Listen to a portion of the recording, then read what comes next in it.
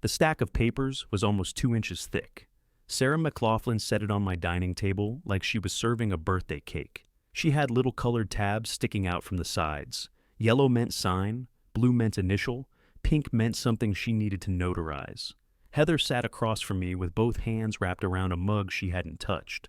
My son Tyler was beside her, bouncing one knee under the table. Every few seconds, the heel of his boot tapped the floor. Sarah smiled at me. "We'll take it one section at a time, Howard. It looks like a lot, but most of it is standard." There were 4 pens lined up beside the documents. Heather had brought those. She'd also moved Linda's glass vase from the middle of the table, without asking.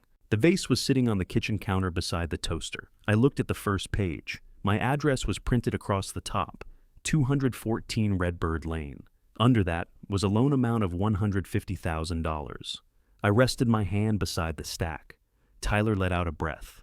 "Dad, can we please just do this?" Heather looked at him, then at me. "He's tired," she said. "We all are." I asked Sarah, "Who told you to bring these papers into my house?" The smile stayed on her face, but something behind it changed. "We discussed the signing arrangement. You and I didn't." Heather reached across the table. "Howard, nobody is trying to upset you."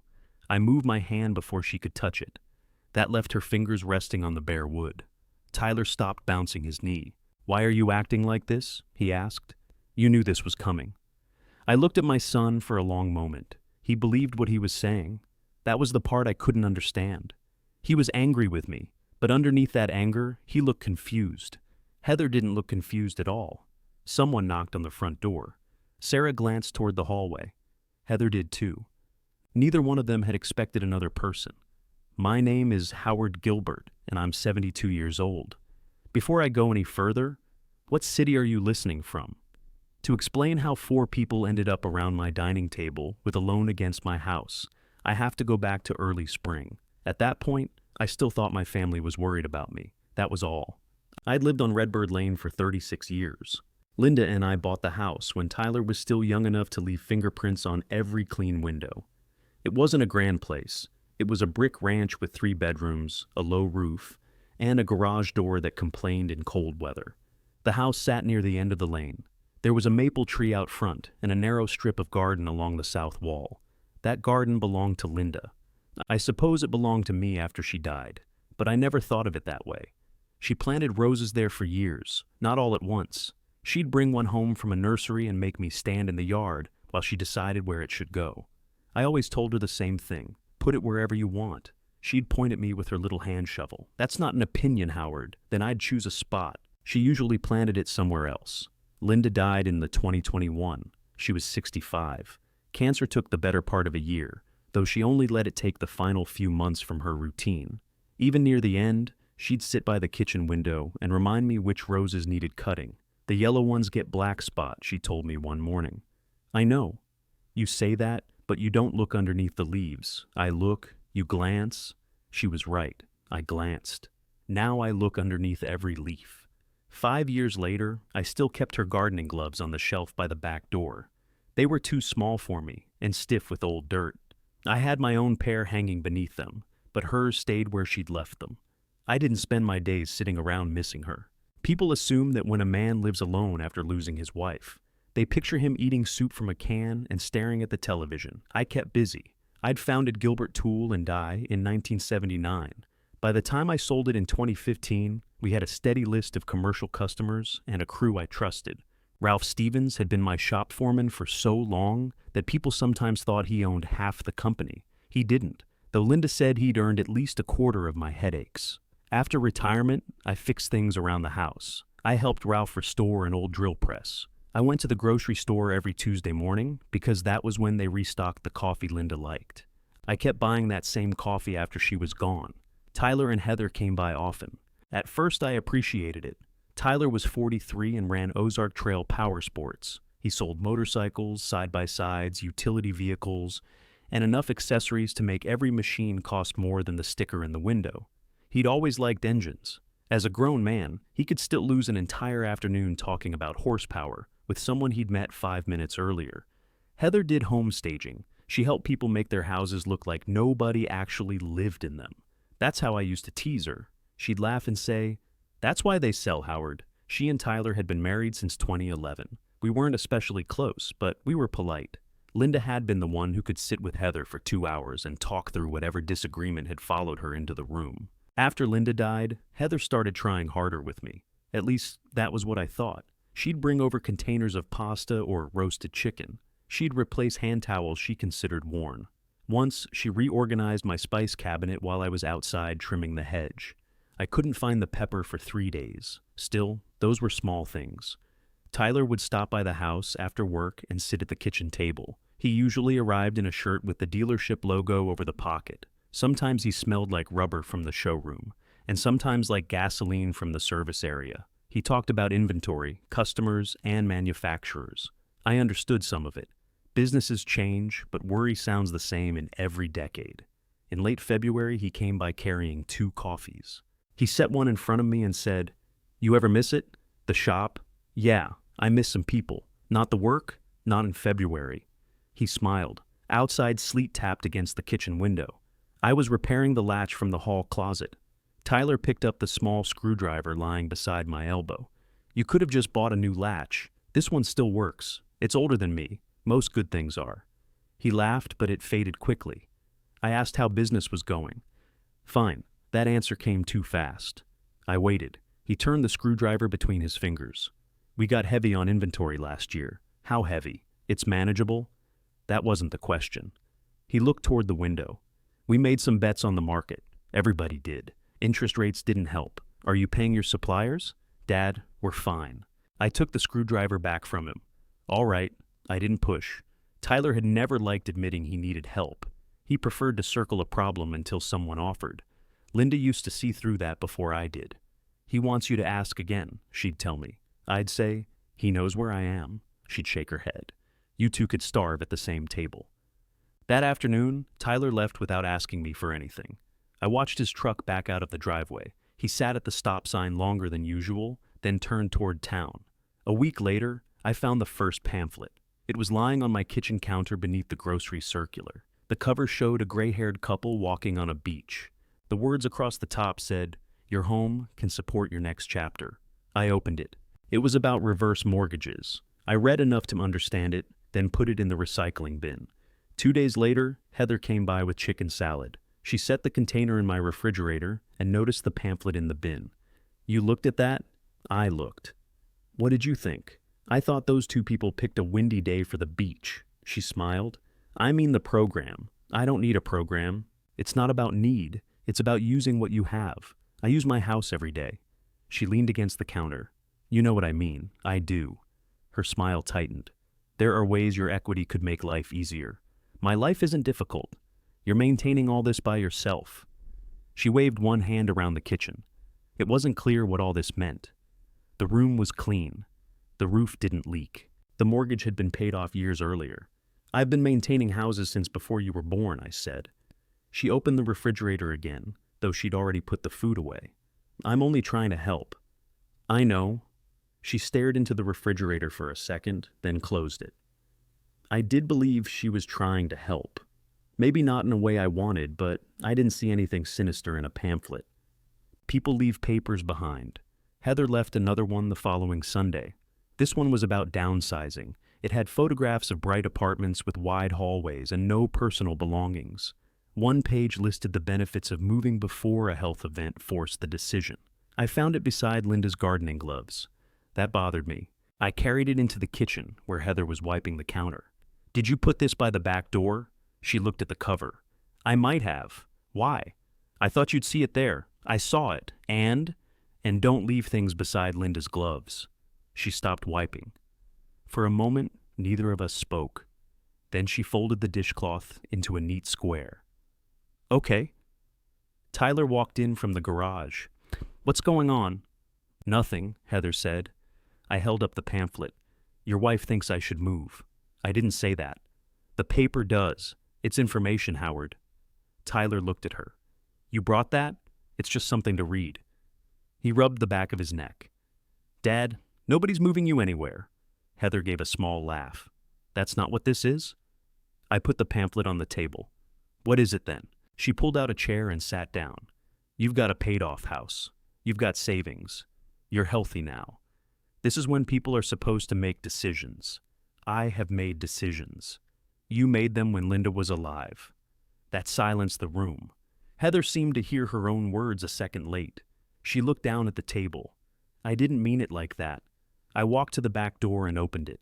Cold air came into the kitchen. Tyler said, "Dad?" I looked at Heather. "You should go." She picked up her purse without arguing.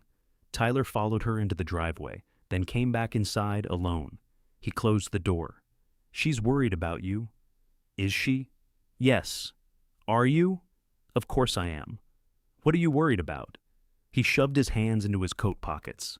"You're here alone? I've been here alone for 5 years. That doesn't mean I like it. You haven't said anything before." He glanced toward the driveway. Heather was waiting in their vehicle. "I don't know. We've just been talking. About my house? About everything." "What does everything include?" He frowned. "You're making it sound bad. I'm asking you a question." He took his hands out of his pockets, then put them back. "Heather reads things. She plans ahead. That's what she does. For me? For the family." That word stayed with me. The family. I'd heard it used in business when someone wanted an employee to work on Saturday. "We're a family here." It usually meant the person saying it expected something. Tyler stepped closer. "Just don't be mad at her." "I'm not mad. You told her to leave. I didn't want her in my kitchen." "That sounds mad. It's clear." "There's a difference." He looked toward the window again. I asked, "Do you need money?" His head turned back quickly. "No." "Does the dealership need money?" "We're handling it." That wasn't what I asked. His face reddened. I said, "We're handling it." "All right." He stood there another few seconds, waiting for me to say something else. I didn't. When he left, I watched him get into the passenger side. Heather drove. They remained in my driveway, arguing quietly. Tyler gestured toward the house once. Then they pulled away. The next morning, the pamphlet was still on my table. I put it in the drawer where Linda used to keep appliance manuals. I'm not sure why. Maybe because throwing it away felt too easy. March brought rain. The roses started showing green along the lower stems. I spent most mornings outside, clearing old leaves and checking the mulch. Heather didn't visit for nearly 2 weeks. Tyler called twice. Both conversations were ordinary. He told me about a used motorcycle he'd taken in trade.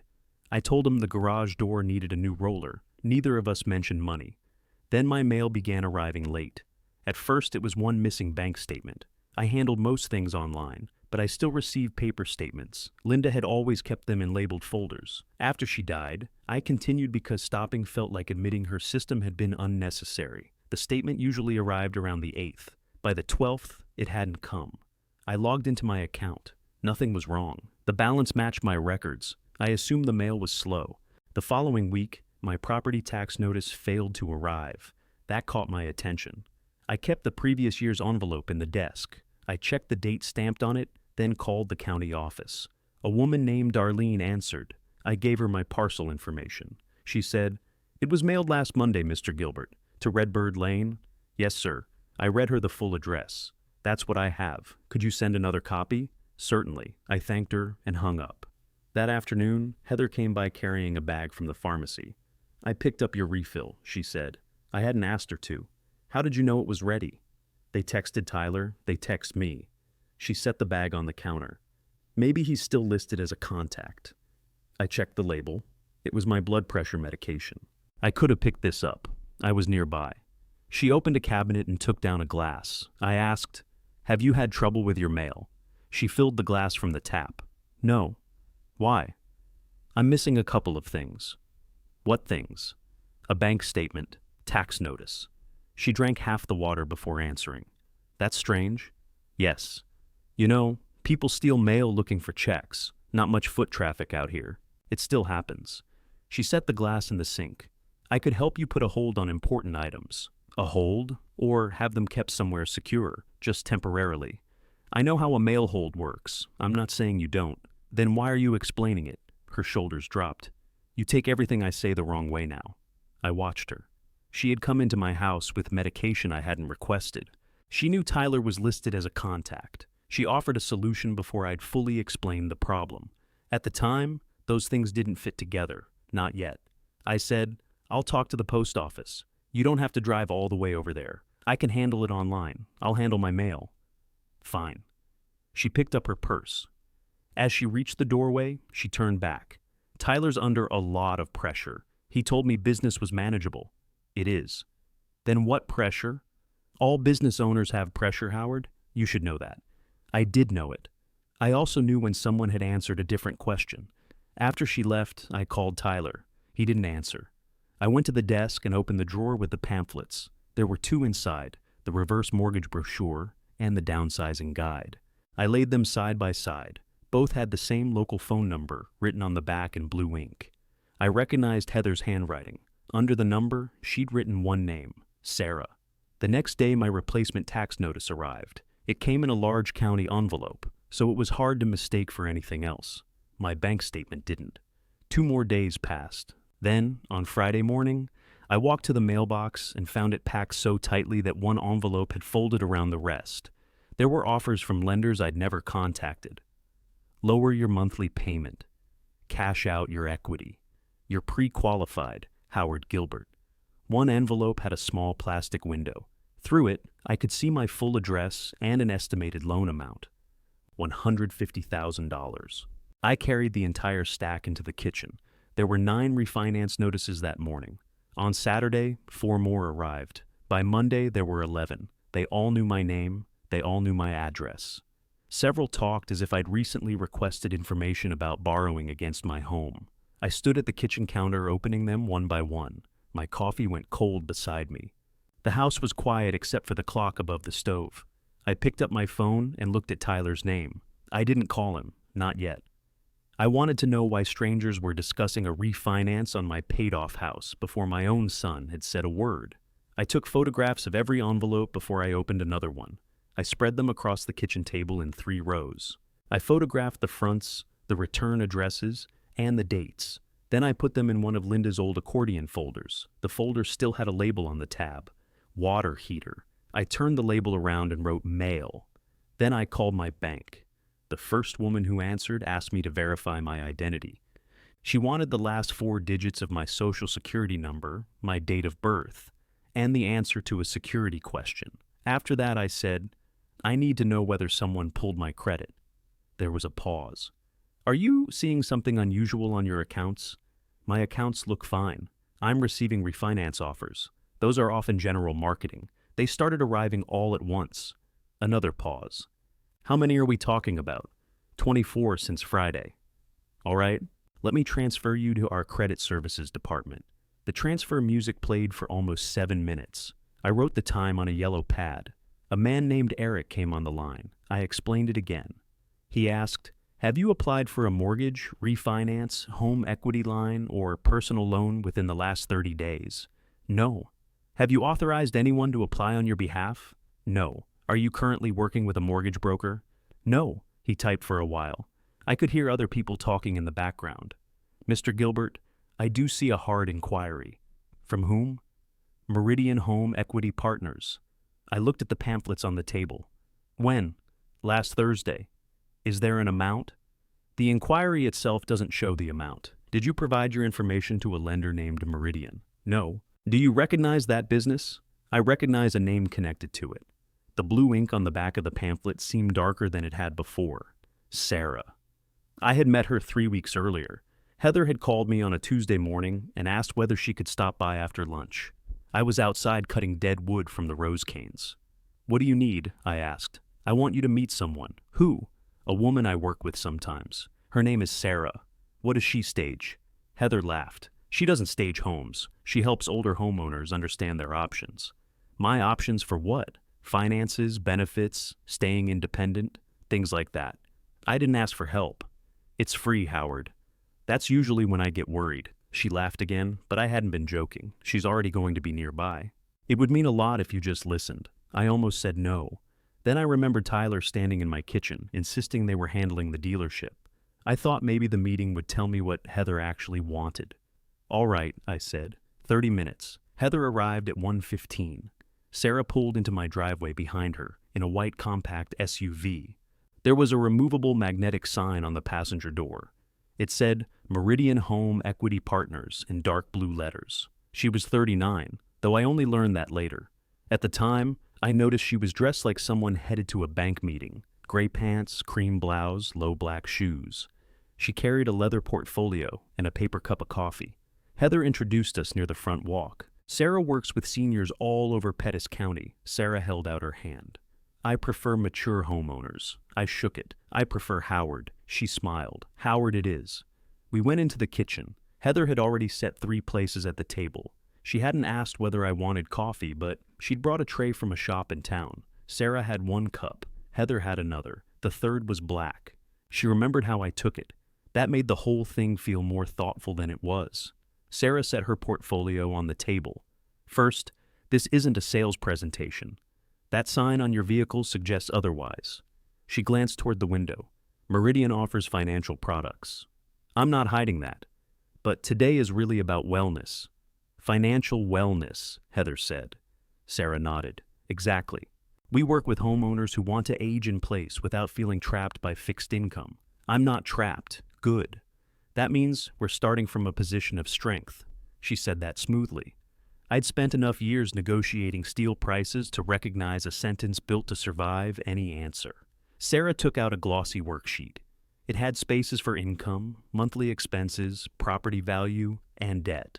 I don't fill those out for strangers. You don't have to provide exact numbers. Then the worksheet won't be useful. Heather shifted in her chair.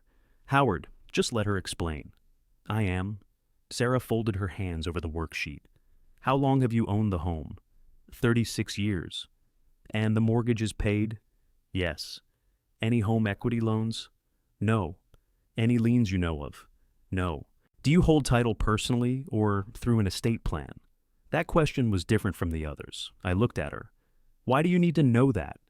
Only because ownership structure affects available options. I'm not looking for options. Heather spoke before Sarah could. He has a trust. I turned toward her. How do you know that? Her face changed for half a second. Then she smiled. Tyler mentioned it.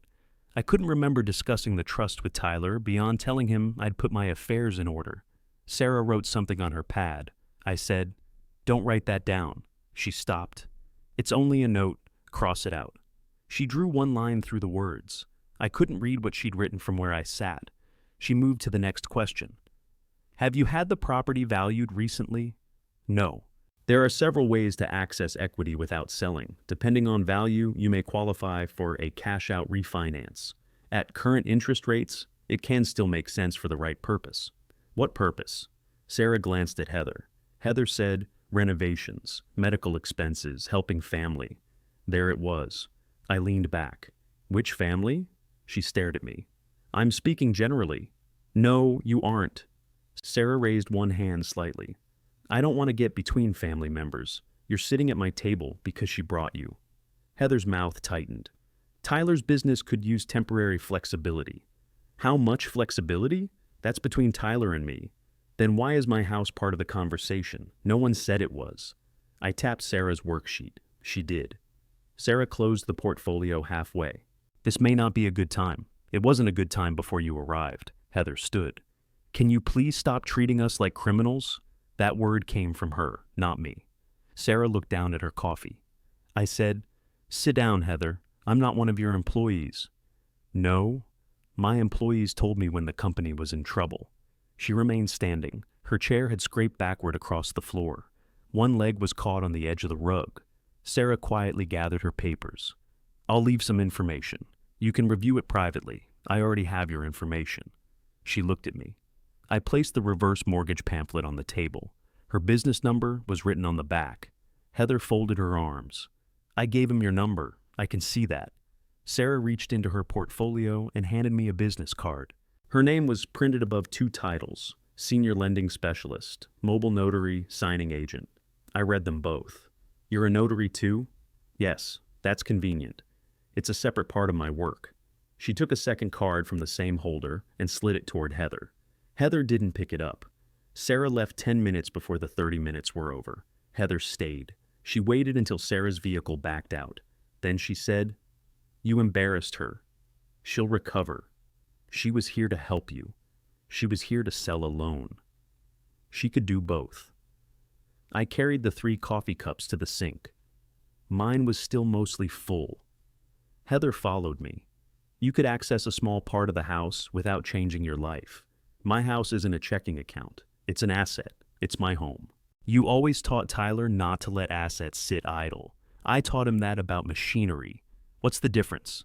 I never slept in a milling machine. She looked toward the south window. The rose garden was visible from there. You're sitting on all this value while Tyler is struggling. He told me he wasn't. He has pride. He has my phone number. You make it hard for him to ask. I turned off the faucet. How? You ask questions like, you're auditing him. I ask how much he needs and what it's for. That's what I mean? I dried my hands. If a person wants my money, those are reasonable questions. It wouldn't be your money. It would be a loan, secured by my house. He'd pay it. Then he can borrow against his own property. They already have debt. She said it and immediately looked away. That was the first honest thing I'd heard. How much? I don't know the exact number. You just said the business. I meant the business. How much does the business owe? You need to ask Tyler. I have. She picked up her purse. Then ask him better. When she left, Sarah's business card remained on the table. I put it in the accordion folder with the pamphlets. Now I was sitting in the same place 3 weeks later, speaking to Eric at the bank. Meridian had pulled my credit. I said, "What do I do next?"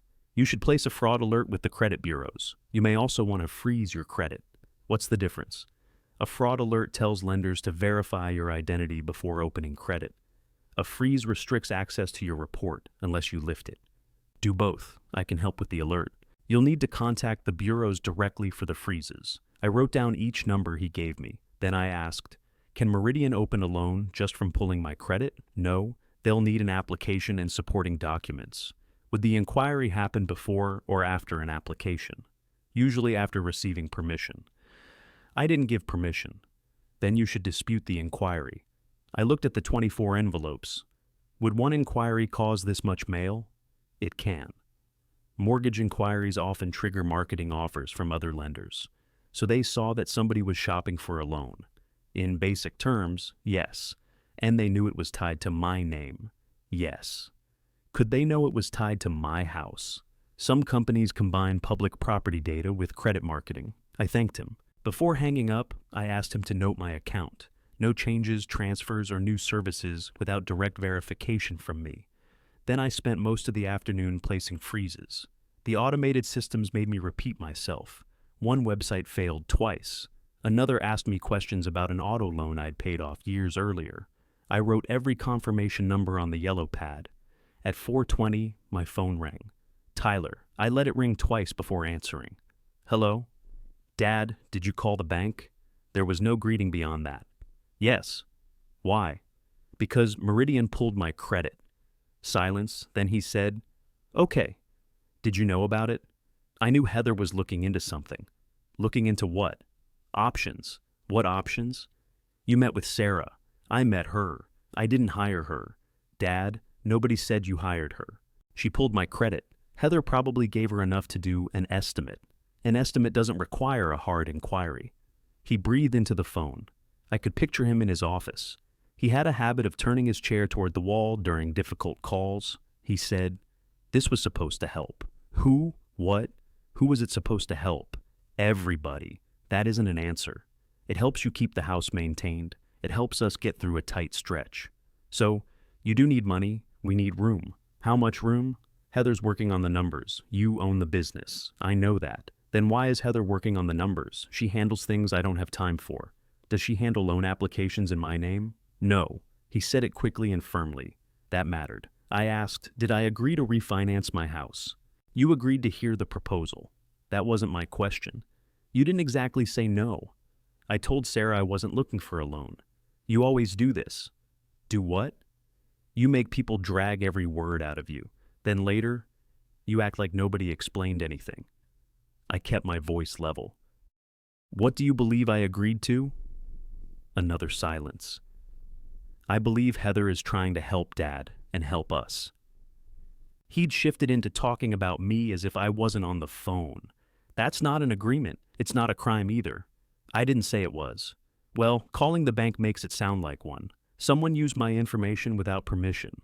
She's your wife, I said. I know who she is. Then ask her what she submitted. He gave a short, irritated laugh. You could ask her yourself. I'm asking you. I'm at work. So am I, apparently. He didn't answer. I heard a door shut on his end. His voice dropped. Please don't blow this up before we talk. Talk about what? The refinance. That was the first time he said the word. Not options, not flexibility, not helping. Refinance. When were you planning to tell me? We are telling you. When? Soon. The lenders told me first. They aren't lenders. They're advertisements. Meridian isn't. He went quiet again. Then he said, Heather will call you tonight. I want you to call me. I've got customers waiting. Ask her what she filed. I'll call later. He hung up. He didn't call later. Heather didn't call either. The following morning, I drove to the post office. I carried the missing mail dates in my shirt pocket. I also brought identification and the previous year's property tax envelope. The clerk at the counter was a man with silver-framed glasses. His name tag said Warren. I explained that certain mail had gone missing in March. He checked my address. Did you request a vacation hold? No. He looked at the screen again. There was one. For what dates? He read them to me. The hold covered 12 days in March, including the dates when my bank statement and tax notice should have arrived. Who placed it? It was submitted online. Who picked up the mail? He clicked through another screen. It shows an authorized pickup. Who? He turned the monitor slightly away from the public side of the counter and read the name. Heather Gilbert. I didn't say anything. Warren adjusted his glasses. Is that your wife? My daughter-in-law? Maybe there was some confusion. There was. He printed the record for me. The request included a note. Family assisting senior homeowner, so nothing gets lost. I read that sentence twice. Then I asked Warren to add a private pickup code to my address. Nobody was to hold, forward, collect, or redirect my mail without showing identification and giving that code. What code would you like? I looked through the lobby window at the parking lot. Yellow roses, I said. He entered it. When I got back to my truck, I placed the printed record in the accordion folder. A loan inquiry could be explained as overenthusiasm. A mail hold could be explained as help. But both explanations required Heather to believe my permission was optional. I sat behind the wheel and called Tyler again. This time, he sent me straight to voicemail. I didn't leave a message. I drove home, locked the folder in my desk, and started a new page on the yellow pad. At the top, I wrote the date. Under it, I wrote 3 names: Heather, Sarah, Meridian. Then I wrote one question. What have they already done? I underlined the question once. Then I called Meridian. Their main number led to a recorded menu. I chose existing application because none of the other choices fit. A woman answered and asked for my loan number. I don't have one. Are you calling about a new application? I'm calling about an application under my name. She asked for my social security number. I'm not giving that until you tell me whether an application exists. I can't access a file without verifying you. You can tell me whether Sarah McLaughlin works there. She does. Can you transfer me to her? May I ask what this concerns? My house. That got me transferred. Sarah didn't answer. Her voicemail used a warmer voice than she had at my table. She said she helped homeowners find peace of mind through responsible use of equity. I left a short message. This is Howard Gilbert. Meridian pulled my credit without my permission. Call me. I gave her my number, though she already had it. She called back 18 minutes later. Howard, I'm sorry you're upset. I didn't say I was upset. I received your message. Why did you pull my credit? There may be some confusion about the authorization process. Did you pull it? The company obtains credit as part of a standard application. Did I submit an application? I can't discuss account information until I verify your identity. You verified enough to pull my credit. I understand how that sounds. How does it sound? She paused. It sounds like we need to sit down together. We already did. That was an introductory meeting. During that meeting, I told you I didn't want a loan. You also said you wanted to stay in the home. I don't need $150,000 to remain in a house I own. I heard papers moving on her end. Where did you get that amount? The advertisements. Those companies don't have access to our full file. You didn't answer me. I'm trying to protect your privacy. From me? From anyone calling with limited information. All right. Give me your office address. I'll bring identification. We work by appointment. Make one. Another pause. I'm not available today. Tomorrow? I'd prefer Heather to be present. Why? She's been helping coordinate. She isn't my attorney. She isn't my trustee. She isn't authorized to coordinate my finances. Sarah's voice became more careful. I believe it would be best if everyone involved had the same information. That would include me. Of course. When did I authorize the inquiry? I'll review the file. Read the date while I'm on the phone. I can't do that. Then withdraw the application? I'm not able to take action based solely on a telephone request. You were able to take action without one. I really think we should pause this conversation. I think you already paused the wrong part. She was quiet. I could hear her breathing. Then she said, I'll speak with compliance. Give me the compliance number. It's on our website. Tell it to me. She did. I wrote it down and read it back. Before we hung up, I said, do not contact Heather about this call. Sarah didn't promise. She said, I'll follow our procedures. 20 minutes later, Heather called. I watched her name on the screen until it stopped. She called again. Then Tyler called. That told me what Sarah's procedures looked like. I answered Tyler. What did you say to her? He asked. Who? Come on, Dad. I spoke to Sarah. She called Heather in a panic. She didn't sound panicked to me. She says you threatened her. I asked for the application. You can't just accuse people of fraud. I didn't use that word. Well, that's how she took it. Why is she speaking to your wife about my loan file? Heather introduced you. That doesn't answer the question. He lowered his voice. Can we sit down tonight? Just you? Heather needs to be there. Why? Because she understands the paperwork. What paperwork?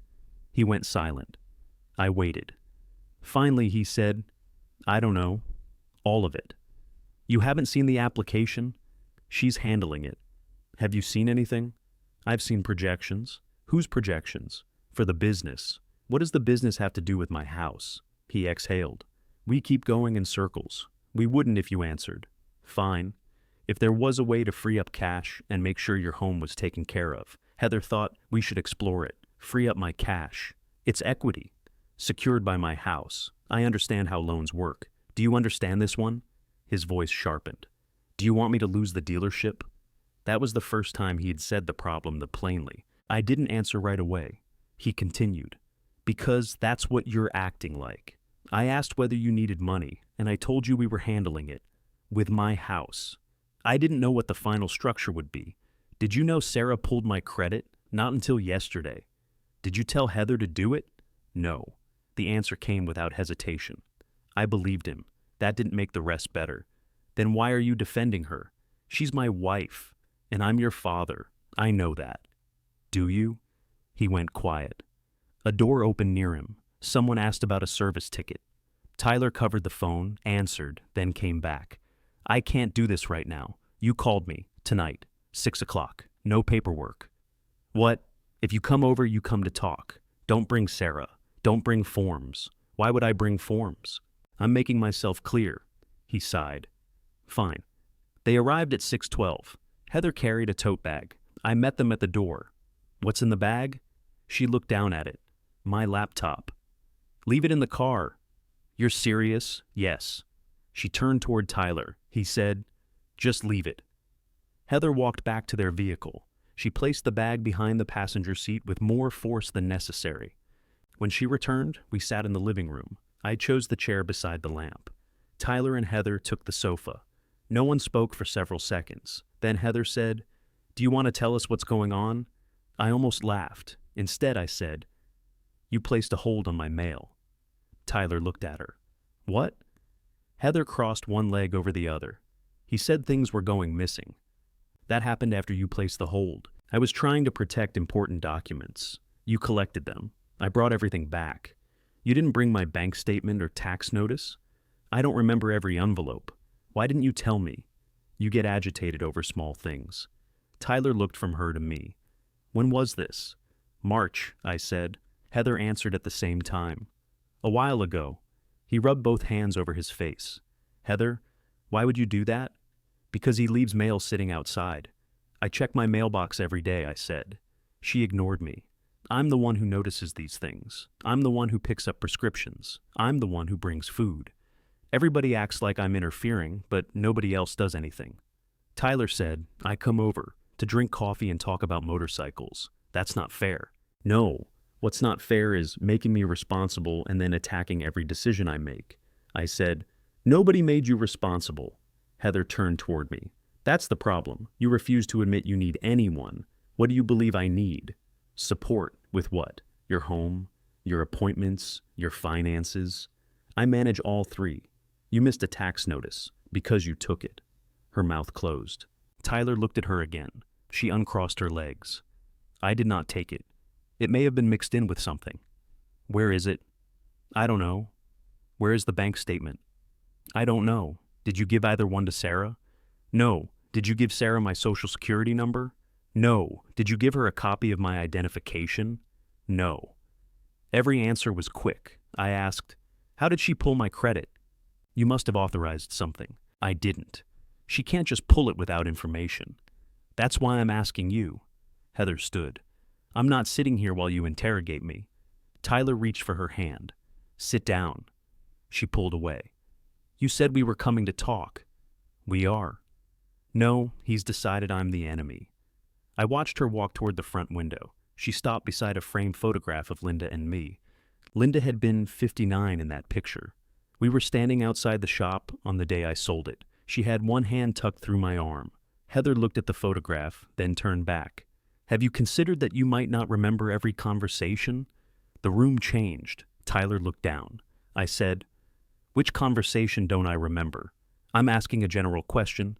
No, you're making a specific suggestion. She lowered her voice. Memory changes can be gradual. I looked at Tyler. Is that what you think? He rubbed his palms against his jeans. I think you've been under stress. What stress? Mom being gone? Living alone? Your mother has been gone 5 years. That doesn't mean it's easy. Did I forget meeting Sarah? No. Did I forget the pamphlets? No. Did I forget asking whether your business needed money? He stared at the floor. No. Heather came back to the sofa. She didn't sit. You repeat questions. I repeat them when people avoid answering. You get suspicious. I became suspicious after you held my mail and used my information. We used information you gave the family over the years. That slipped out. Tyler's head came up. What information? Heather pressed her lips together. I asked, what did you use? I'm saying hypothetically. No, you said we. I misspoke. Tyler stood. Heather. She grabbed her purse from the end table. I'm done. He followed her to the door. Before opening it, he turned to me. Can we try this another day? Ask your wife what information she used. I will. Anne asked to see the application. I said I will. Heather opened the door. Then she looked back at me. We're only trying to keep this family from falling apart.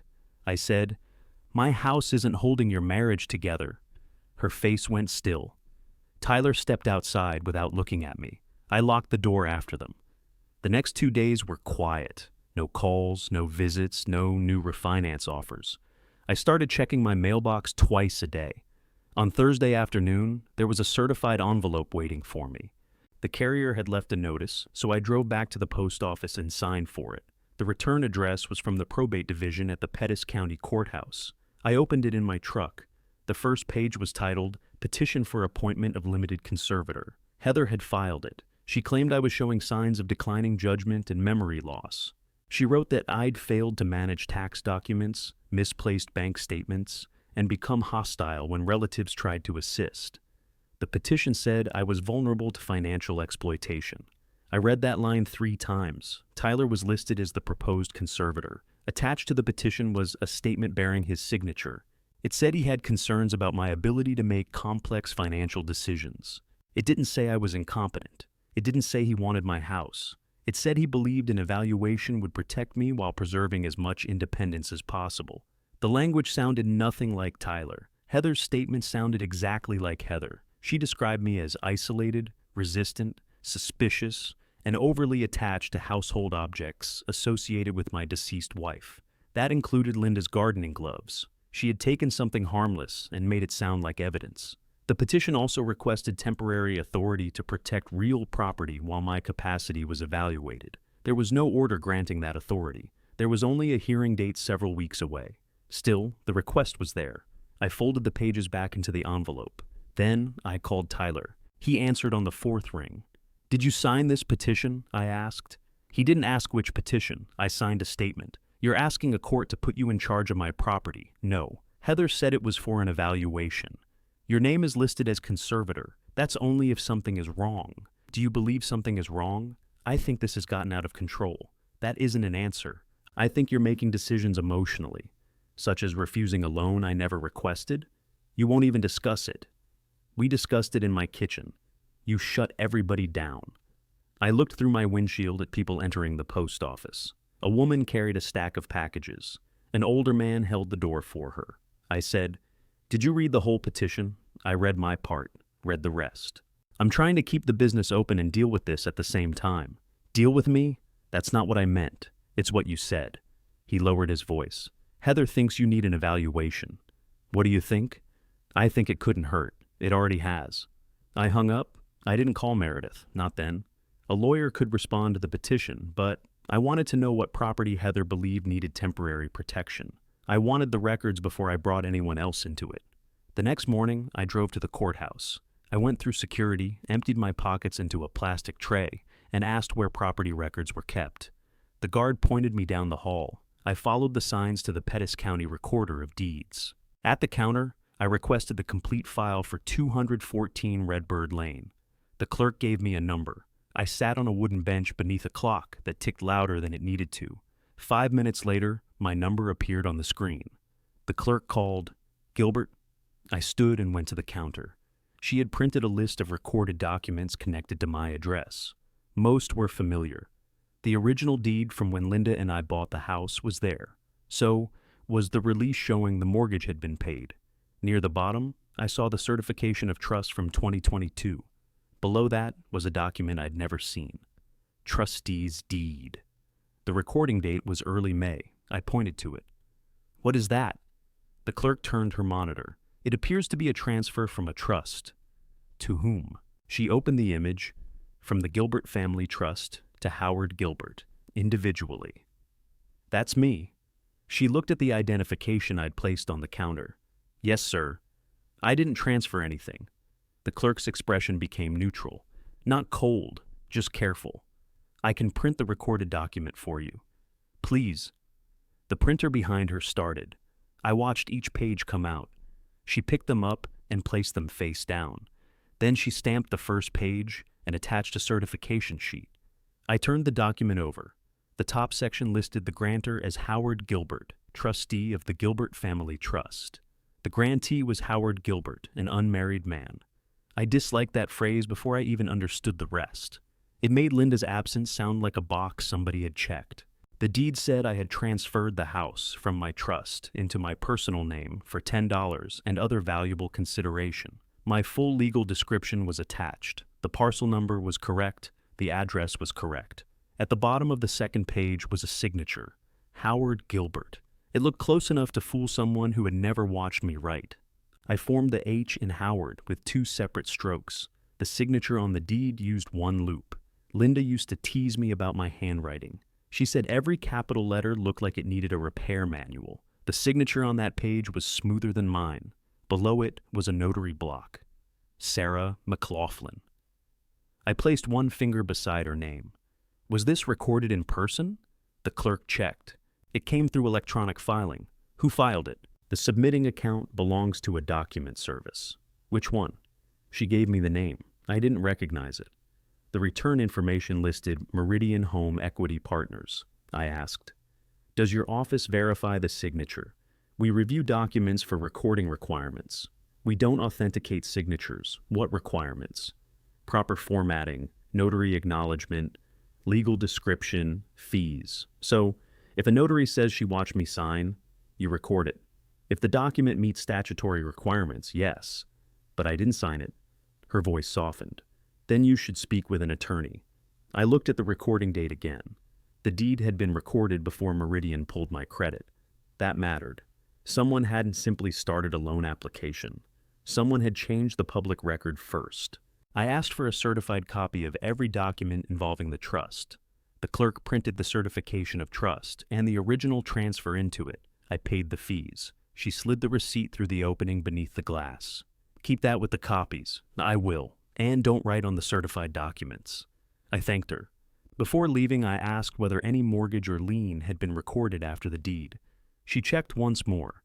Not as of this morning. That was the first good news I'd received. It was also temporary. Outside the courthouse, the sun was bright enough to make me squint. I stood on the sidewalk holding the envelope against my chest so the wind wouldn't catch it. People walked around me. Cars moved through the intersection. Nothing in town looked different. The public record said my house had left the trust, and nobody passing me had any reason to know it was a lie. I called Meredith. Her assistant answered.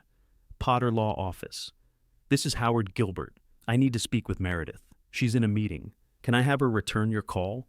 Tell her someone recorded a deed with my signature. The assistant stopped sounding routine. Are you safe right now? Yes. Where are you? Outside the recorder's office. Please hold. Meredith came on less than a minute later. What did you find? A trustee's deed from my trust to me personally. Did you sign one? No. Who notarized it?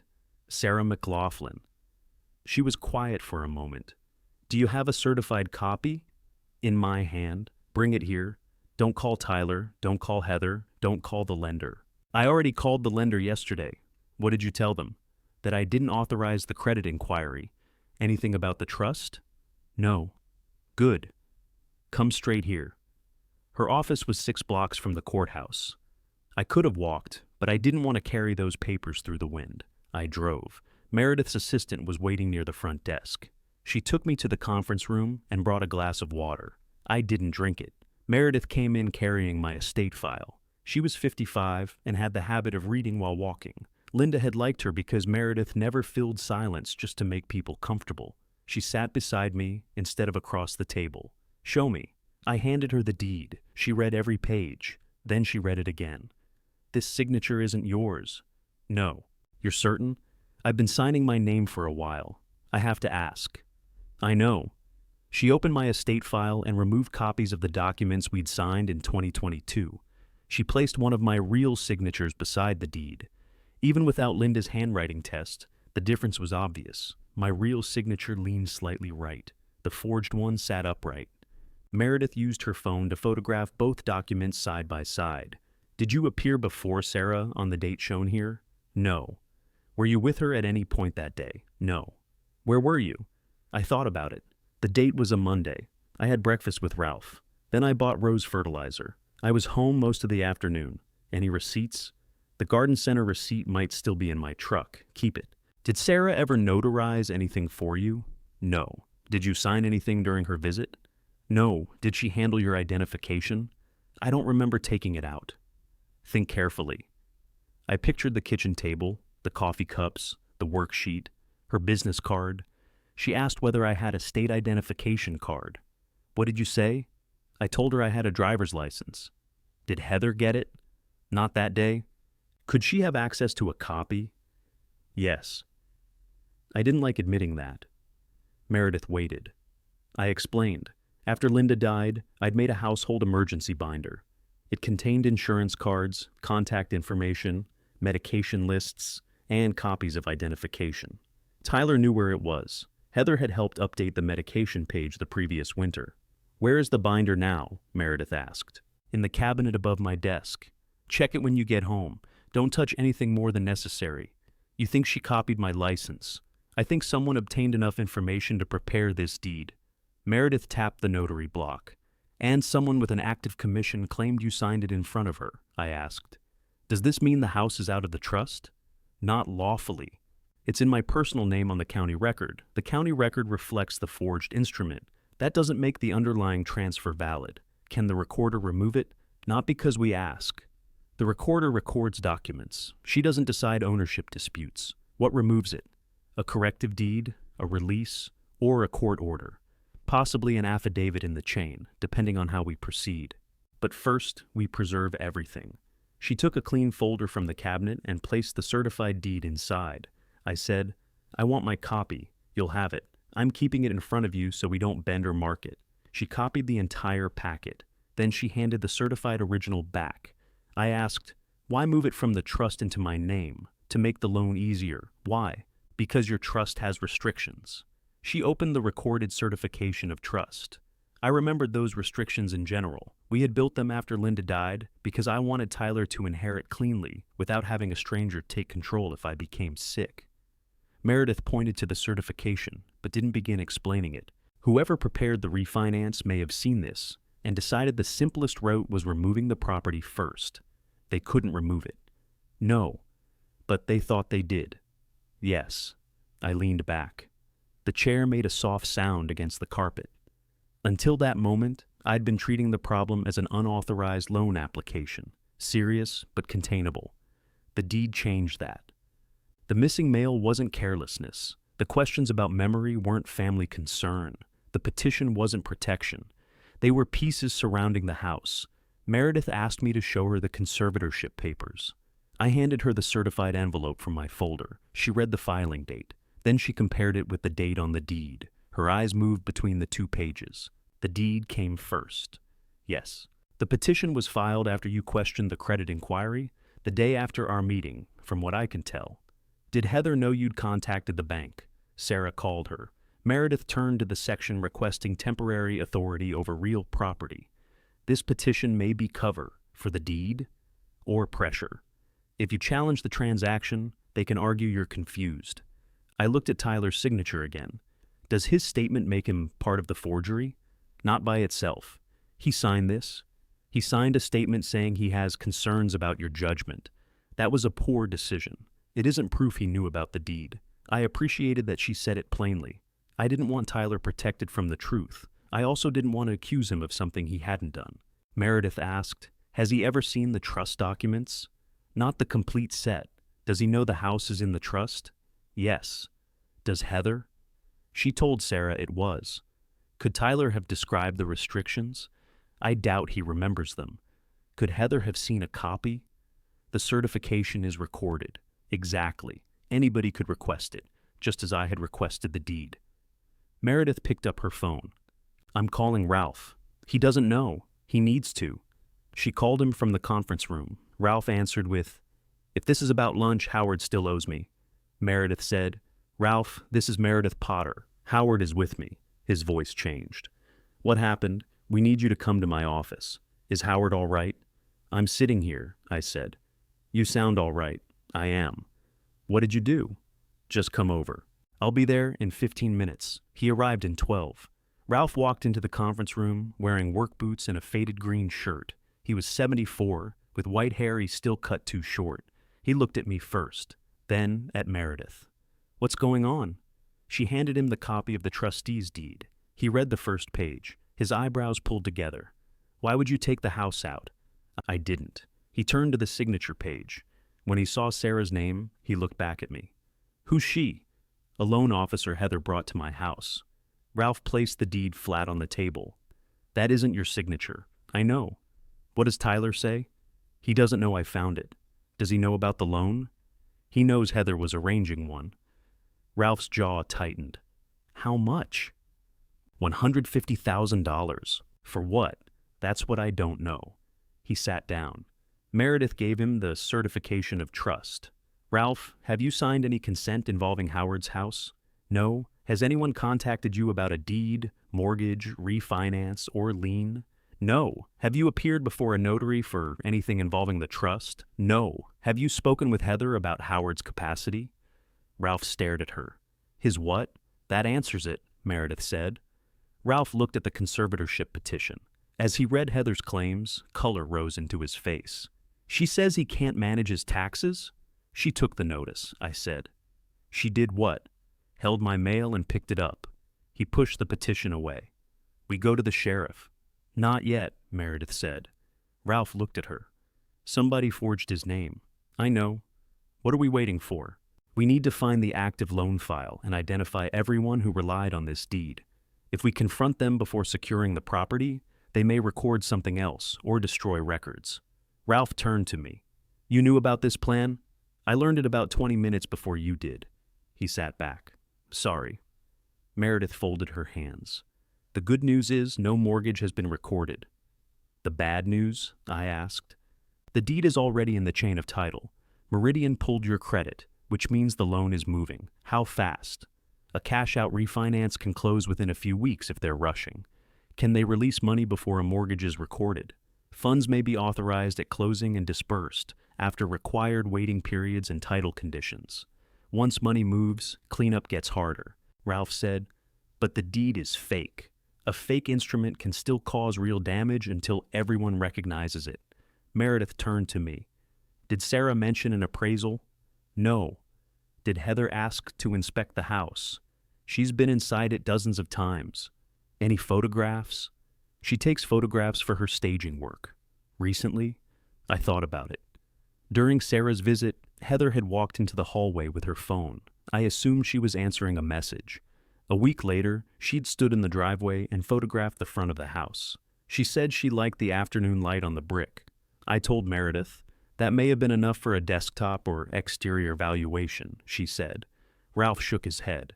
They planned this in his kitchen. Meredith didn't answer. My phone buzzed on the table. Tyler was calling. The three of us looked at the screen. I silenced it. A moment later, a message appeared. Where are you? Heather wants everyone together tonight. I showed Meredith. Don't answer yet, she said. Ralph asked, why does she want everyone together? I don't know. Meredith looked at the deed, the petition, and Tyler's message. She may think Howard is still reacting to the credit inquiry. We should let her keep thinking that. I asked, what do we do now? First, I contact the probate court and enter an appearance on the petition, quietly. Then we identify the title company attached to Meridian's loan. How? Every refinance needs title work. The deed's electronic submission record may lead us there. She pointed to a reference number near the bottom of the recording stamp. I'll trace this, Ralph said. And me? You sign nothing. You speak to no one about the trust. If Heather calls, you tell her to contact Howard. He looked at me. You want me to do that? Yes. Meredith turned to me. Go home and check the emergency binder. Photograph it before moving anything. Then write down every contact you've had with Heather, Sarah, and Meridian. I already started. Good. She closed my estate file. One more thing. If they're this far along, they may already have a signing date. My phone buzzed again. This time, the message was from Heather. We need to discuss the house before you make things worse. I read it without replying. Then I placed the forged deed inside Linda's old accordion folder and carried it home. At the house, I parked in the garage and left the door open. The emergency binder was in the cabinet above my desk. I photographed it before touching anything. The binder had 4 sections: medical, insurance, household, and identification. The plastic sleeve under identification was empty. I checked the other sections even though I knew where the copy belonged. It wasn't there. The original license was still in my wallet. I photographed the empty sleeve and wrote the time on my yellow pad. Then I checked the small fire safe in the closet. My passport, birth certificate, social security card, and Linda's death certificate were all there. The safe showed no sign of being disturbed. Heather hadn't needed those. A copy of my license and the information Tyler already knew would have given Sarah plenty to start with. My phone rang while I was returning the binder to the cabinet. Heather. I let it go to voicemail. She called again. Then a message arrived. We're coming over at 6. This can't wait. I sent one reply. Tyler can come alone. She answered immediately. This affects both of us. I didn't reply. At 5:40, I heated a bowl of the chicken soup I'd made Sunday. I ate at the kitchen counter and washed the bowl. At 6:03, Tyler's truck pulled into the driveway. Heather was in the passenger seat. She carried the same tote bag I'd told her to leave in the vehicle 2 nights earlier. This time, I let her bring it inside. We sat at the kitchen table. The forged deed was locked in my desk. Meredith's copy was in her office. Ralph knew what had happened. Heather knew none of that. She set her laptop in front of her and opened it. Tyler looked as if he hadn't slept. His dealership shirt was wrinkled. There was a dark stain near one cuff. I asked, "What happened to your hand?" He looked down. "Coolant hose." "Burn?" "No, just a mess." Heather turned the laptop toward me. "We need to stop talking around the problem." The screen showed a spreadsheet. There were rows of numbers and dates. Several cells were red. I put on my reading glasses. "What am I looking at?" Tyler said. "The dealership," Heather corrected him. "The current obligations." "That means debt," I said. "Yes?" "How much?" She clicked to another page. A total appeared near the bottom. $139,742. I looked at Tyler. "Is that what you're behind?" He pressed his fingertips against the edge of the table. Roughly. "Behind to whom?" "Our floor plan lender." I knew what floor plan financing was. A dealership didn't pay cash for every machine sitting in the showroom. The lender financed inventory. As units sold, the dealer paid down the balance. If the payments stopped, the lender could take the inventory. I asked, "How long?" Tyler said, "It built up." "How long?" Heather answered. "Since last year." Tyler looked at her. It got serious this winter. She clicked open a scanned letter. The lender had demanded that the dealership bring the account current. If it didn't, the lender could call the line, take possession of financed inventory, and freeze further purchases. The deadline was less than 3 weeks away. I read the letter twice. Then I asked, "When did you receive this?" Tyler said, "Last Friday." Heather said nothing. I pointed to the date at the top. "This letter is 3 weeks old." Tyler leaned closer. He looked at Heather. "You said that was the updated copy." "It is. The date says April. The deadline was extended by phone." "Who did you speak to?" "Our account representative." "When?" "Last week." Tyler kept looking at her. "You told me they sent another letter. They confirmed it verbally." He sat back. I asked, "Have you seen proof of the extension?" "No," Tyler said. Heather closed the letter. "This isn't helping. It's helping me," I said. She opened the spreadsheet again. "The exact deadline isn't the point. The point is that the business needs capital. Why 150,000? The shortfall is nearly 140,000. The rest covers closing costs and gives us a small buffer." "Us? The family. The loan would be in my name. You'd be helping your son protect everything he built." I looked at Tyler. "When did you first fall behind?" He stared at the numbers. "In 2024, we took on too much inventory." Heather said, "Everybody expected another strong season." Tyler continued, "We ordered side-by-sides and touring bikes based on the previous year. Then rates went up, financing got harder, and units sat. Why didn't you cut orders? We had manufacturer targets. Targets aren't orders. Some allocations were already committed. How much did you lose in 2024? He rubbed his forehead. "I don't have the final number in front of me." Heather had it. She opened another page. The dealership had survived that year by using its operating reserve and delaying payments. In 2025, Tyler discounted older units to move them. The sales brought in cash, but not enough to cover what he owed on each machine: overhead, payroll, and newer inventory. The lender had performed an inspection. Several financed units had sold without the required payments being sent promptly. That was when the lender tightened control. I asked, "Did you spend the sale proceeds?" "On payroll and taxes," Tyler said. "We weren't taking vacations." "I didn't say you were." Heather said, "We've put everything into that place. How much of your own money?" She gave me the figures. They'd used their savings. They'd borrowed against their house. Heather had moved money from a retirement account and paid the tax penalty. A business credit card was nearly full. Their personal checking account had enough for 1 month of regular expenses. Every available source had been used before they looked toward Redbird Lane. That was the complete shape of it. The dealership needed about $140,000. The refinance was for $150,000. The extra amount wasn't for my roof, my medication, or my independence. It was enough to cover the dealership's shortfall, the loan costs, and a little breathing room. Heather hadn't begun with the house. She'd reached it after everything else was gone. I removed my glasses and folded them. "Why didn't you tell me this in February?" Tyler's eyes stayed on the table. "I thought I could fix it." "How?" "Spring sales. Did they improve? Some. Enough?" "No." "Why didn't you ask for help?" "I knew what you'd say." "You didn't ask. You'd want statements, tax returns, inventory reports." "Yes, you'd pick everything apart." "I'd want to know whether giving you money would solve the problem," Heather said. "It would." I turned toward her. "For how long? The business is viable." That wasn't my question. The $150,000 gets the lender current. Then Tyler can operate normally. With what reserve? She clicked back to the spreadsheet. "We've included projections." "Who prepared them?" "I did." "You stage houses, I understand numbers. I'm looking at what your numbers already did." Her face hardened. Tyler said, "Dad, stop." I looked at him. "Do you want my help or my silence?" "I want you to listen without insulting my wife. She took my mail. She was trying to keep this from becoming a bigger mess." "My bank statement caused your debt?" "That's not what I mean." Heather closed the laptop. "We knew you'd react like this." "We?" She glanced at Tyler. He looked away. I asked him, "Did you know she placed the mail hold?" "No." Did you know she gave Sarah my information? I knew she was putting together options. Did you know Sarah pulled my credit? Not until the offers started. That answer caught my attention.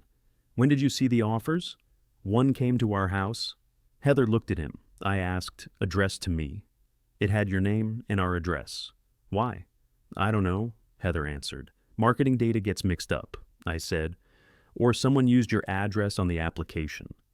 She held my gaze. I used it as a mailing contact, because you lose things. You made my missing mail part of a court petition. Because you accused me of stealing it, you removed it from my mailbox. I picked it up during a hold, without telling me. We keep returning to the same argument. Because you keep changing the name of what you did. Tyler leaned forward. Can we focus on the dealership? That's what she's been doing since February. He looked at the closed laptop. His voice became quieter.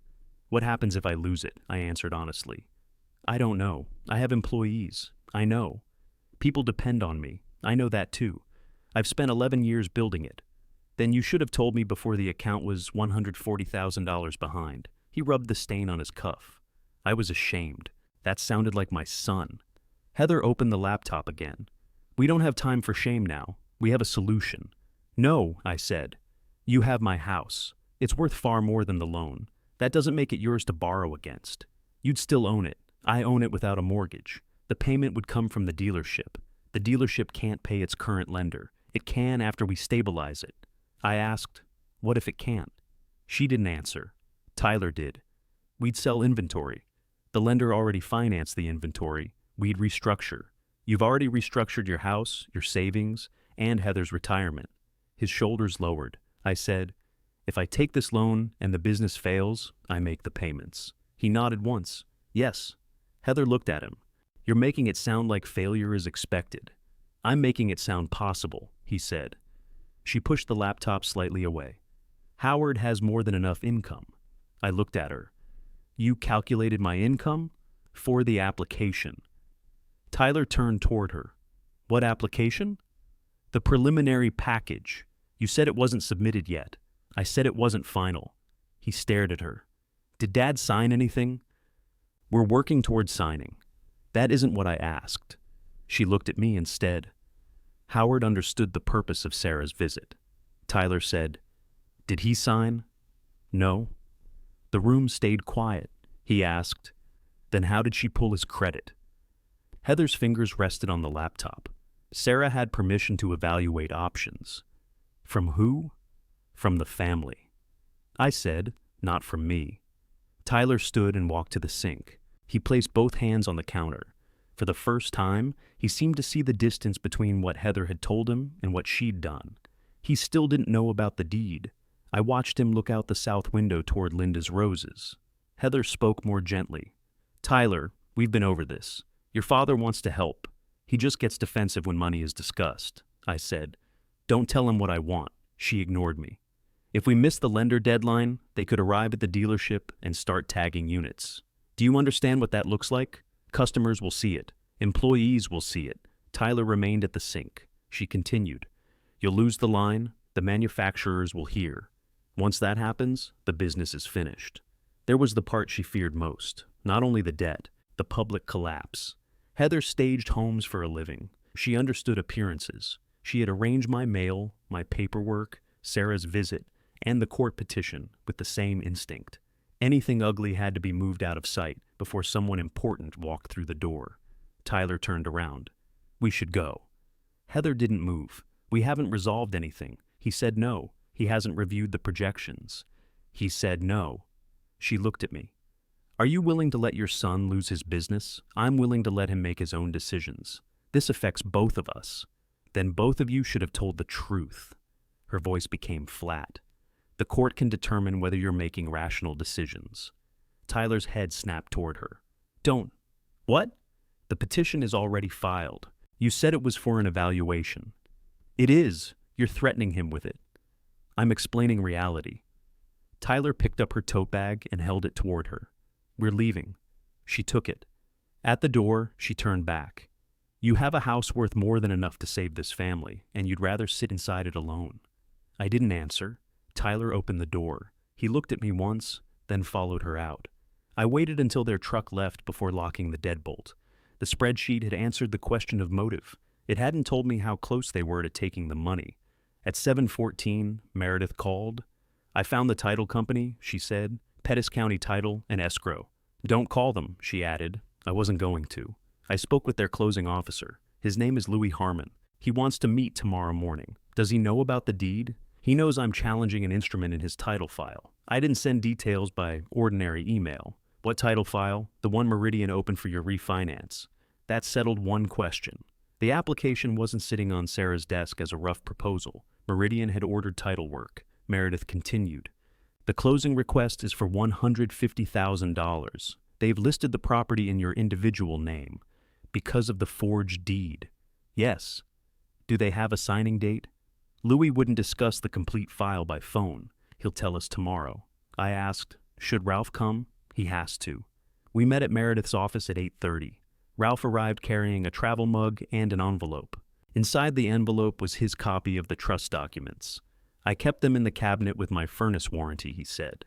That's a secure system, I told him. Nobody voluntarily reads a furnace warranty. Louis arrived a few minutes later. He was 48 and wore a navy suit without a tie. He carried a locked document case and asked Meredith to close the conference room door. Before sitting, he checked my driver's license. He compared it with me, then copied it using a small scanner from his case. I said, "That's the second copy of my license involved in this loan. This one will be marked as disputed file evidence," he said. He showed me the scan on his tablet. Across the image was the date, his name, and a statement that I had appeared in person to dispute the transaction. I approved it. Louis turned to Ralph. "I'll need identification from you too." Ralph handed it over. When that was finished, Louis removed a title report from his case. The first page had my address and Meridian's file number. "The order came to us 8 days ago," he said. "Meridian requested a lender's title policy for a cash-out refinance." I asked, "What does that mean in ordinary English?" "The lender won't release money unless someone insures its mortgage position.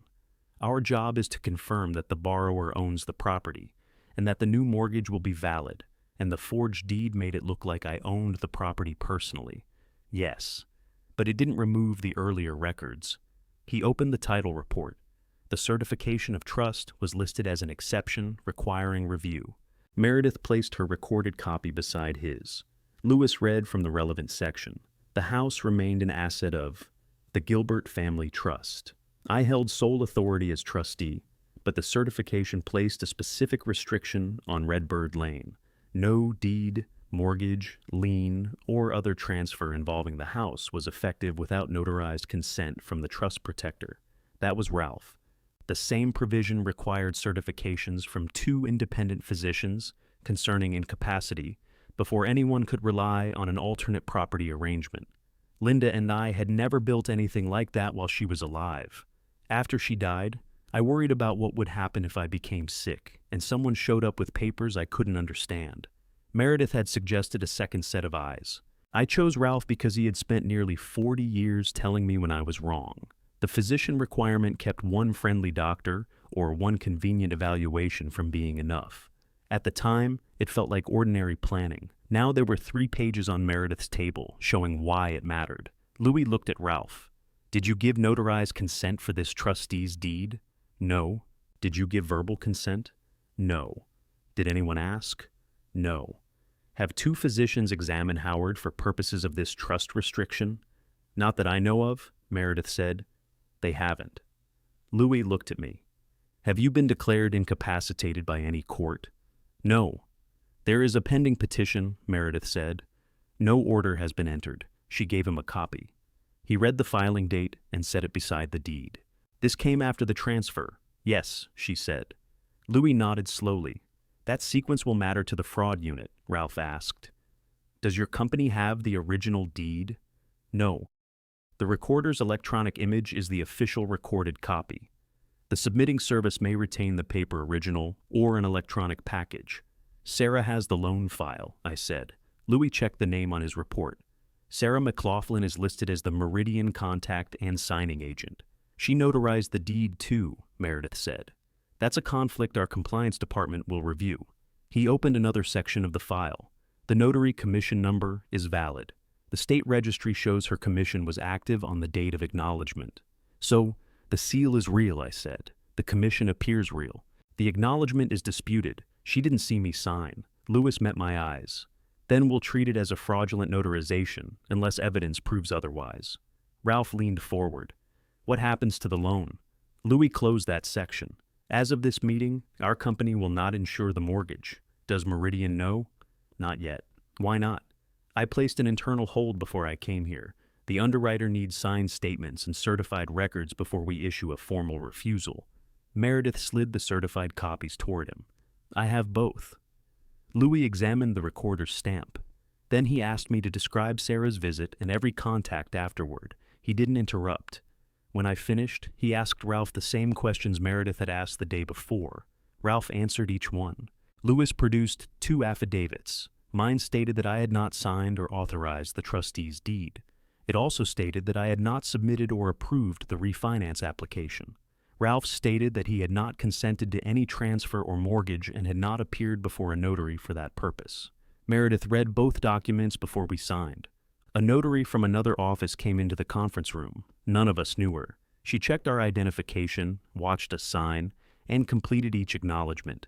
Louis made certified electronic copies and sealed the originals in separate envelopes. Then Meredith gave him a certification from my physician's office showing no determination of incapacity. It wasn't one of the 2 certifications required by the trust. It simply confirmed that no such finding existed in my medical record. I asked, "Do you need a second doctor?" "No," Louis said. "The burden is on the party trying to use the deed. They need the 2 certifications. We don't need to prove their absence with 2 separate letters. We need to show the required conditions weren't presented. They can't get them now? Not for a deed supposedly signed weeks ago. Any document created afterward would raise more questions." Meredith said, "And Howard hasn't been found incapacitated." Louis placed the affidavits in his case. The recorded certification is the main issue. It was public before Meridian received the application. Any title examination should have found it. "Did yours?" I asked. "Yes." "Would the loan have stopped without my call?" He considered that. It should have been raised as a requirement before funding, but the forged deed was prepared to suggest the trust no longer owned the property. A rushed examiner might have treated the transfer as satisfying the issue. That sounds less certain than I'd like. It is. He didn't try to protect his industry. A forged deed can move through several ordinary systems before one careful person compares the complete record. That's why your call mattered, Ralph asked. If Howard hadn't checked, the signing could have occurred. Funds might have been scheduled. Then we'd be arguing after money moved. I looked at the title report. What keeps that from happening now? Louis tapped the recorded certification of trust. This. Then he tapped our affidavits. And these. He explained it simply. Without the required consent and physician certifications, the deed couldn't be accepted as a valid transfer under the trust's recorded restrictions. Without a valid transfer, I didn't own the house individually. Without individual ownership, I couldn't grant Meridian the mortgage described in its loan package. Without a valid mortgage, the title insurer wouldn't issue a lender's policy. Without that policy, Meridian wouldn't fund. The papers were connected like gears. Sarah could bring a pen, Heather could bring projections, Tyler could ask me to help. None of them could replace Ralph's consent or create 2 doctors who had certified something that wasn't true. I asked, "What about the signing date?" Louis opened the scheduling page. 13 days from today. Where? The request says, borrower residence. My dining table. Yes. Who requested that? Sarah, Meredith asked. Can the appointment remain on the calendar without risking disbursement?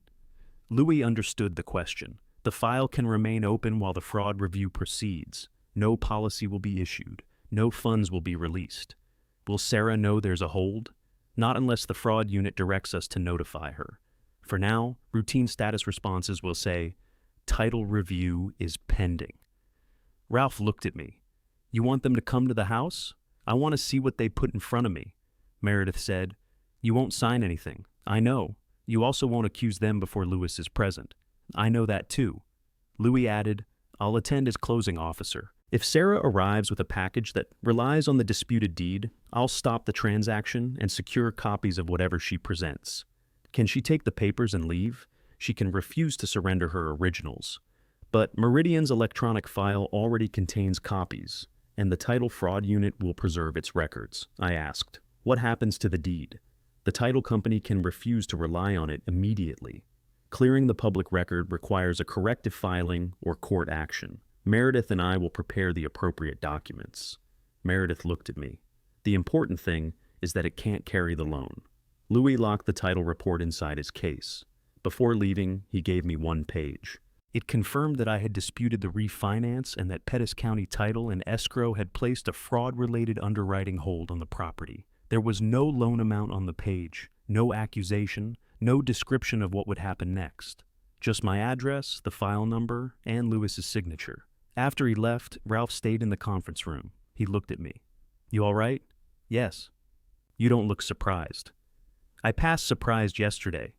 Meredith told me she would handle the court petition and all communication with Louis. I was to behave normally and save every message. Ralph offered to follow me home. "I know the way," I said. That wasn't my concern. "I'm all right." He studied me, then nodded. At home, I watered the roses. The yellow ones had fresh black spot under 3 lower leaves. I clipped those leaves and sealed them in a bag so the fungus wouldn't spread. When I finished, I washed my hands and went inside. I took Linda's short glass from the cabinet. I poured 1 measure of bourbon and sat at the kitchen table. No toast, no speech. I placed Louis's signed confirmation beside the glass and read it once more. The house was still mine to protect. The difference was that now the people responsible for ensuring its title knew it too. I washed the glass and returned it to the cabinet. The next 13 days moved slowly. Heather sent messages almost every morning. Some were polite. "Can we please start fresh?" Some were practical. "Sarah needs a copy of your homeowner's insurance." Others stopped pretending the decision was mine. "The signing is scheduled for the 28th. Clear your dining table." I saved each message and forwarded screenshots to Meredith. I answered only when necessary.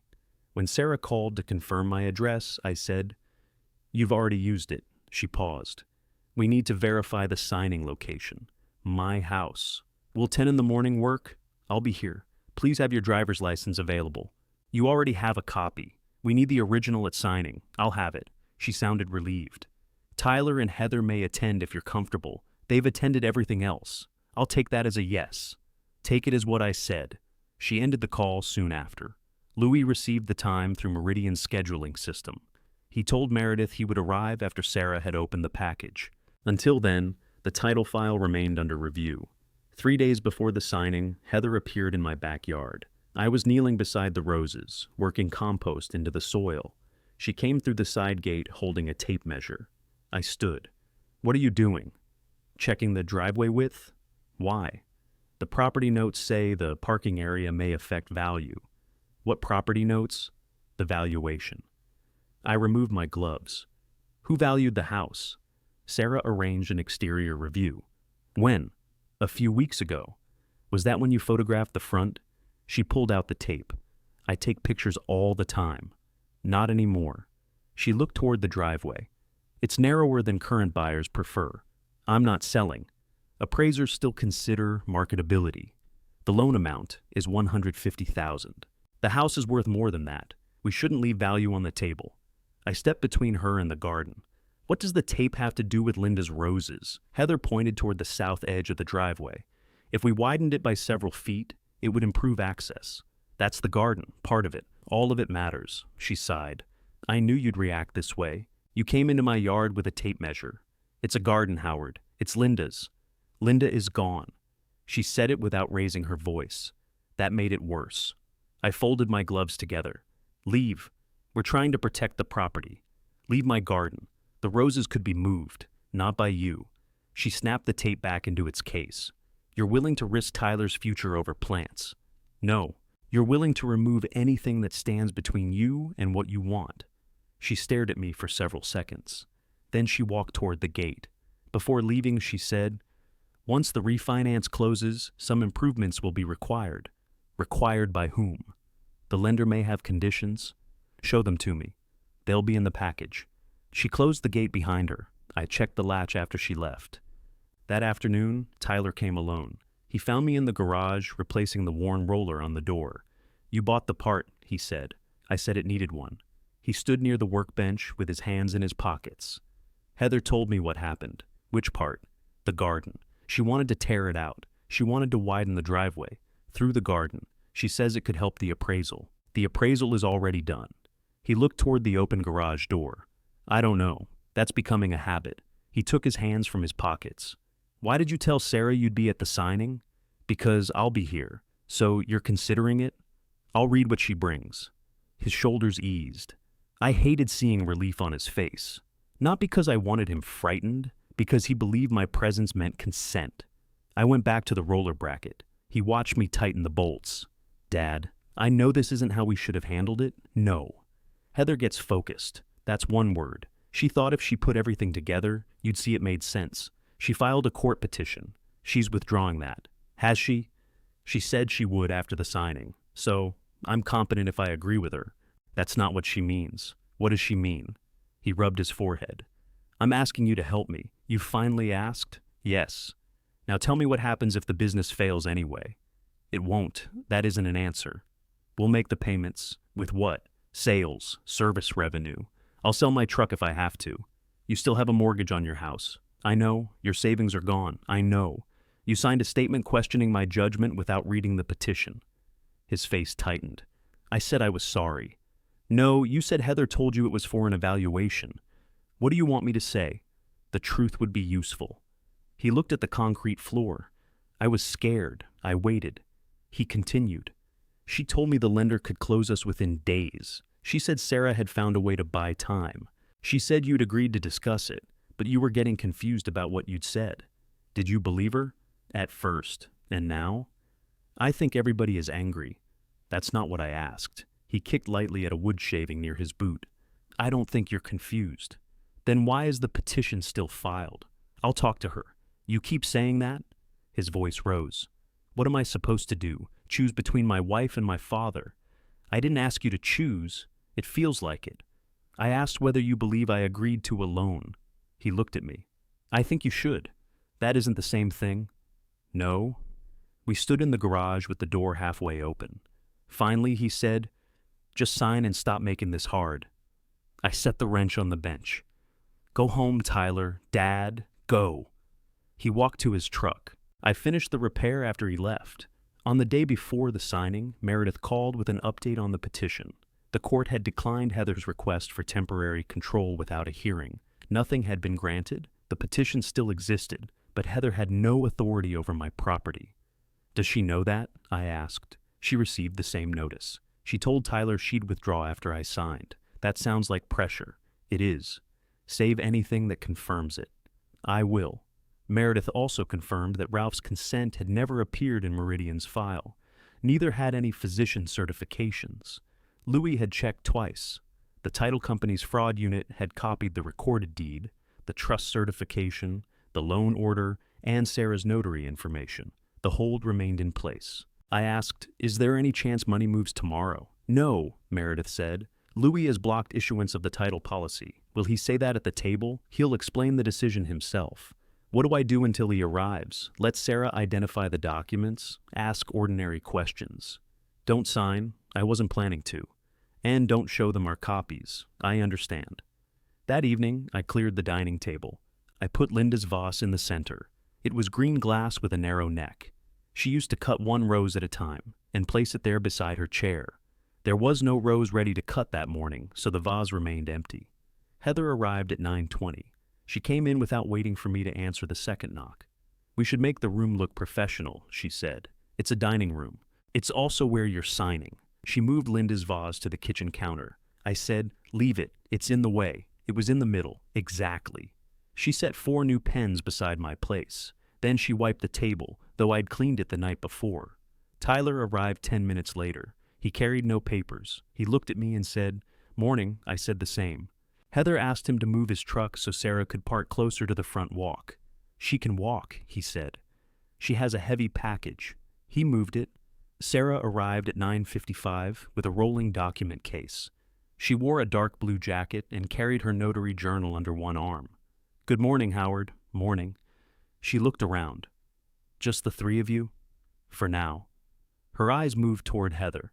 Heather gave a small shrug. Sarah set the document case beside the table and removed the closing stack. It was almost 2 inches thick. She placed colored tabs along the edge and arranged the pages in front of my chair. Heather sat across from me. Tyler took the chair beside her. Sarah remained standing while she checked my driver's license. She held it beside my face, then wrote the number in her journal. "Please sign the journal here," she said. I looked at the line. "What am I acknowledging? That you appeared before me." "For which document?" "The loan package." "I haven't reviewed it." "The journal only records the notarization appointment. You haven't notarized anything." Her pen stopped. Heather said, "Howard, this is standard." Sarah closed the journal. "We can return to that after the documents." She opened the first section. The borrower name was mine. The property address was mine. The loan amount was $150,000. The title vesting line said, "Howard Gilbert, an unmarried man." Tyler read over Heather's shoulder. He asked, "Why doesn't it show the trust?" Heather answered before Sarah could. Sarah handled that. "How?" he asked. "It was transferred for the loan." Tyler looked at me. "Dad moved it," Heather said. "The deed was prepared and recorded. She didn't say I signed it." Sarah turned a page. "The title record supports individual ownership," I asked. "Who authorized the transfer?" Heather's fingers tightened around her untouched mug. "You did when you agreed to proceed." "When was that?" "During the planning process." "Which conversation?" "You know which conversations we had." Tyler looked between us. Sarah said, "We should stay focused on the closing documents." Heather leaned toward me. "We have spent weeks doing this because you said you wanted to help." Sarah prepared the deed. I provided the information. I coordinated the application. Tyler relied on both of us. "We're here now. Please don't start pretending none of it happened." That was as close as she had come to claiming the whole arrangement in front of him. I let the silence remain. Sarah placed a pen beside the first yellow tab. "This authorizes the final disclosures," she said. Heather pushed the pen closer to me. Then the knock came at the front door. I left the pen where it was and opened the door. Louis stood on the porch with his document case. "Howard Gilbert? Yes. I'm Louis Harmon from Pettis County Title and Escrow." Sarah was standing when we entered the dining room. "What are you doing here?" she asked. "I'm the closing officer assigned to this file. I was told title review was pending." "It is." Louis placed his case beside the document stack. Heather looked at me. "You invited him?" "He's closing your loan," I said. "My loan?" she asked. Louis removed a folder. "The borrower is Howard Gilbert. The transaction was arranged by Meridian Home Equity Partners. Before anyone signs, I need to address a title defect." Sarah reached for the closing stack. Louis placed one hand over it. "Please leave the documents where they are." Tyler looked at Heather. "What title defect?" Louis opened the recorded certification of trust. "The property at 214 Redbird Lane is owned by the Gilbert Family Trust." Heather shook her head. "It was transferred out. A trustee's deed was recorded. That deed does not satisfy the trust's recorded restrictions." Sarah said, "The borrower signed it before me." "No," I said. "I didn't." Tyler stared at me. Then he looked at the deed Sarah had included in the package. "What does he mean?" Louis answered. "Mr. Gilbert signed a sworn statement disputing that signature. He did not appear before Ms. McLaughlin on the date of the notarization." Heather pushed her chair back. "This is ridiculous. Howard forgets conversations." Louis remained calm. "This is not based on his memory alone." He placed the trust certification beside the loan documents. "No deed, mortgage, or lien against this property is valid without notarized consent from the named trust protector and the required independent physician certifications." He looked at Sarah. "Your file contains none of those." Sarah's face had lost its color. The trust no longer owned the house. The trust restriction controls whether that transfer was effective. It wasn't. Heather said, "Howard was the trustee. He could transfer his own property, not under this recorded certification." Louis turned to Tyler. "The trust protector is Ralph Stevens. He has provided a sworn statement that he gave no consent. No physician certifications exist. The deed could not remove the house from the trust." Tyler looked at his wife. "Did Dad sign that deed?" Heather didn't answer. He asked again. "Did he sign it?" Sarah spoke first. Heather provided the identification and signature reference. Heather turned on her. "You said you could handle it. I said I could prepare the paperwork. You notarized it. Because you told me Howard had agreed." Tyler stood so quickly his chair struck the wall. "You forged my father's name?" Heather looked up at him. We were going to lose everything. That's not an answer. He was going to sign the loan anyway. I never agreed to that, I said. She pointed at me. You let us come here. You let us think you'd help. I let you bring what you prepared. Tyler put both hands on the table. Heather, did you forge it? She looked from him to Sarah. Then she said, I did what I had to do. Nobody spoke for several seconds. Lewis took a written notice from his folder. Pettis County Title and Escrow will not insure this mortgage. The title insurer has frozen the file. Meridian cannot fund the refinance. Sarah sat down. What happens to the deed? It is void under the recorded trust restriction and rejected for title purposes. A corrective notice and fraud affidavit are being filed with the county recorder today. He placed another page on the table. The notarization has been referred to the title insurer's fraud unit and the state office responsible for notary commissions. The recorded instrument is also being referred to county authorities. Sarah closed her eyes. Heather said, You can't do this in someone's dining room. Louis looked at her. The transaction was scheduled to close in this dining room. He marked the loan file as refused. The sound of his stamp was ordinary. That was all it took. No shouting from me, no speech. The $150,000 never moved. Tyler walked outside. Heather followed him to the porch. He turned before she reached the steps. Don't come with me. Tyler, please. You told me he agreed. I was saving your business. You used my father's house. I did it for us. You filed that petition too. Because he was fighting everything. He was right. Tyler got into his truck and left her standing beside the roses. Heather called someone to pick her up. Sarah left without the closing package. Lewis retained it as part of the disputed file. Before he departed, he returned Linda's vase to the center of the table. I think this was here first, he said. It was. The conservatorship petition was dismissed. Heather had no evidence that I was incapacitated, and her use of the missing mail became part of Meredith's response. The county accepted the corrective filing. A later court order formally cleared the forged deed from my chain of title. Sarah's notary commission was suspended, then revoked. Meridian terminated her. The fraud referral became an investigation into the deed, the credit application, and the false acknowledgement. Heather eventually admitted that she had copied my license from the emergency binder. She also admitted preparing the application with Sarah and using Tyler's address for some correspondence. Because no loan funds were disbursed, the financial damage was limited. The recorded forgery wasn't treated as a misunderstanding. Heather accepted responsibility in court for her part in filing the false instrument and attempting to obtain the loan. She received probation, financial penalties, and an order barring her from handling my records or contacting lenders in my name. Tyler separated from her that day. Their marriage didn't survive the investigation. Neither did Ozark Trail Power Sports. The lender took back financed inventory. Tyler sold the remaining equipment and closed the dealership. It was painful and public, exactly what Heather had tried to avoid. He found work managing the service department at another dealership outside town. For almost 2 months, I heard from him only through Meredith. He gave her every message, email, and document Heather had shared with him. That cooperation helped prove when he learned about the forgery. It also proved he hadn't known before the signing. Knowing that mattered. It didn't erase the petition he'd signed. One Saturday morning, he came to Redbird Lane alone. I was working beside the yellow roses. He stopped outside the gate. Can I come in? I looked at him. You can come into the garden. He opened the gate and closed it carefully. For a while, he watched me remove damaged leaves. Then he said, I should have read what I signed. Yes, I should have believed you. Yes. I kept telling myself I was protecting my employees. You were protecting yourself from a hard conversation. He nodded. I know. There was no quick forgiveness after that. He started visiting every other Saturday. Sometimes we talked. Sometimes he helped with repairs. I didn't give him access to my records, accounts, or trust documents. Trust came back in smaller pieces. One morning, I handed him Linda's old pruning shears. Cut above the outward bud, I said. He looked at the rose cane. This one, a little higher. He moved the blades and waited for me to nod. That was where we began.